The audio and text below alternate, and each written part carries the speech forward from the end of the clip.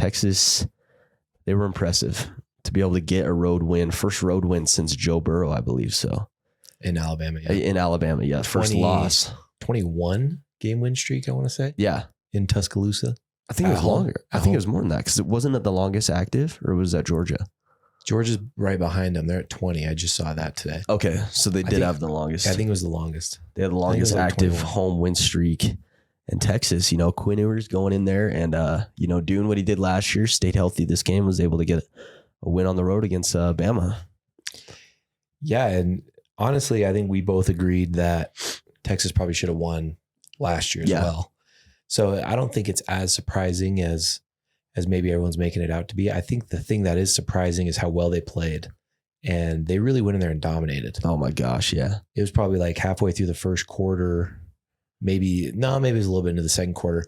When I kind of looked, I was like, Alabama's kind of getting dominated out here. Yeah. And I was like, the score doesn't really reflect that, but they were really getting outplayed. Yeah. Like pretty heavily by Texas. And I genuinely didn't even feel like Texas was really doing anything special either. Yeah. They were just playing their brand of football and it was working. Yeah. I was just going to ask, do you think this is more credit to Texas or kind of just going to show that, Bama's not as good as they are every single year? See, as good as they used to be every single year. See, and I tweeted this out.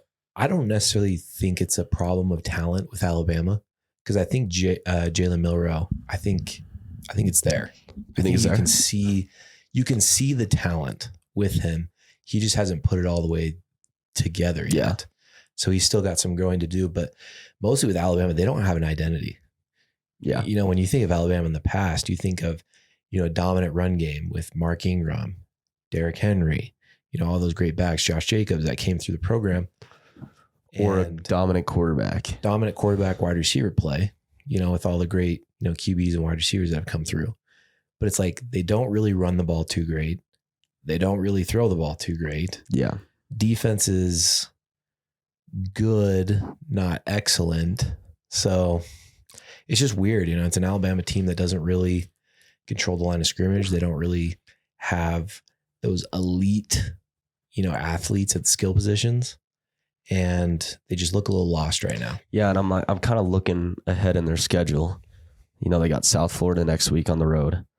Then they come back home and one. Yeah, really weird to be able to play on the road. How did South Florida pull that one off? Who knows? Yeah, that is weird. Yeah, and then they come back home, play Ole Miss, and then Mississippi State on the road, A&M on the road, and then eventually get down to Tennessee at home later in the schedule, and then LSU at home.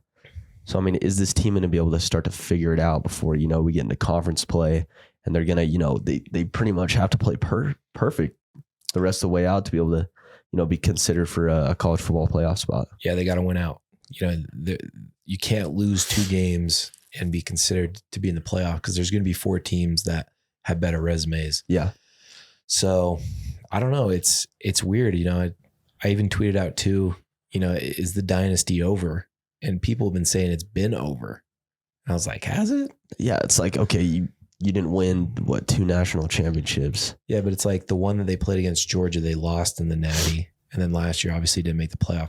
So I wouldn't say that the dynasty's been over. No. But I think it's definitely starting to shift a little bit. Is it on the way out? Yeah. That's kind of what I'm seeing as Georgia, is becoming, starting to become that dynasty, I think. Yeah. And we've seen it with other teams too. There's been a lot of teams that have really stepped up and gotten a lot better. Yeah. Florida State is having a resurgence. USC is having a resurgence. Michigan is back to where they've been, or where they were long ago. Yeah. Ohio State's, stayed consistent as one of the best teams in the nation. So it's like when Alabama's been dominating, it's because Alabama's been just so much better than everybody else that everybody else has almost looked like bad, if that makes sense. So I don't know. It's interesting to see. I don't think Nick Saban has lost it, but it's weird to see his team not really have an identity and not really know what they are as Alabama football. Exactly. Very uncharacteristic. But, on the flip side, we're talking about Texas. This is a team that realistically has a shot, I think, to run the table. I'm looking down at the rest of their schedule. Wyoming next week at home. I'm assuming they take care of business there with 28.5 point favorites. They play Baylor on the road, but Baylor starting off 0-2. Didn't look too hot in those first 2 weeks. I think they take care of business there. Kentucky or Kansas at home, and then they play Red River rivalry. But I mean, other than Oklahoma and what I'm seeing, Kansas State, those are the only two teams I could see realistically beating this team if, they stay healthy, I think. No, yeah. And I think a lot of credit has to be given to Texas because, every year it's that same conversation. Is Texas back? Are they back? Not? So I think they really took a big step forward last weekend. And I've been talking about Quinn Ewers. I thought he looked a lot better than the stats showed last year. And I don't necessarily think he had a great statistical game against Alabama, but I thought he played it lights out. Yeah. I thought he was really, really good. Yeah. And that just kind of shows what Texas has become right now, is they don't necessarily need players to put up crazy stat lines to win football games. Yeah. Steve Sarkisian really has that team dialed in and what they want to do. And third assistant coach to beat Nick Saban. I know we talked about that last week. Did you find out who the third was? It's Jimbo. Jimbo Fisher. Jimbo Fisher. Jimbo. So Jimbo being, I think it was 20. He would have been the first then, wouldn't he? I think no, because it was that game winner, Texas A&M at home. Remember that? Was that 2 years ago? So I think his was 2 years ago. Last year being Georgia or Kirby did it. Kirby. I think the Natty was the first coach to do it. Okay. Yeah. So Kirby. The Natty and then Jimbo. And now we're talking Steve Sarkisian. So third assistant coach to beat Nick Saban. And I think it was, what was the stat about them playing at home or something?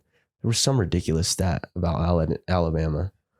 I don't know. I saw that the 10-point deficit was the biggest home loss since 2004. Yeah, that's what it was. That's what it was. They just don't lose at home. This team is unbelievable home.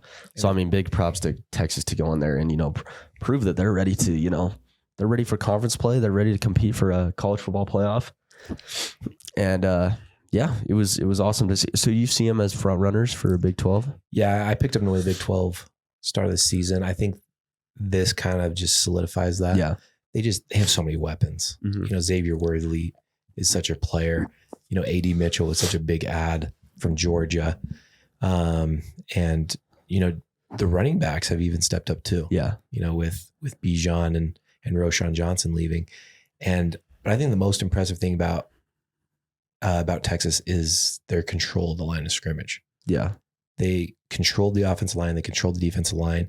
They had that kid on the edge that was just causing havoc. I can't think of the name, but they really did their thing. And I think it's only Oklahoma that stands a chance, which is funny to say because it's like they're the two teams that are leaving for the SEC. I know. And they're going to be the two teams that dominate the final Big 12. Big yeah. 12. Yeah. The original. Imagine if they end up in the conference championship game. Oh my gosh. That would cause some conversation for sure. People would be very upset.